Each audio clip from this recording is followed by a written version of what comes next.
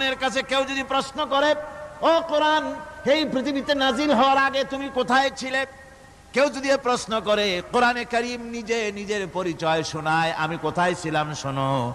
বাল হুয়া কুরআনুম মাজিদুন ফি লাউহিম মাহফুজ, বরং এই কিতাব অতীব মর্যাদা সম্পন্ন সুরক্ষিত ফলকে লিপিবদ্ধ ছিল, আমি ছিলাম লৌহে মাহফুজে, সেখান থেকে এসেছি।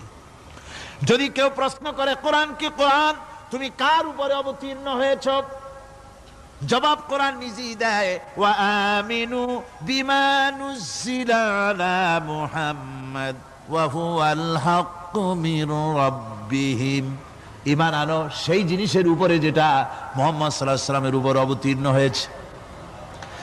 আবার অন্য আয়াতেও জবাব পাওয়া যায়, তাবারাকাল্লাযী নাযালাল ফুরকান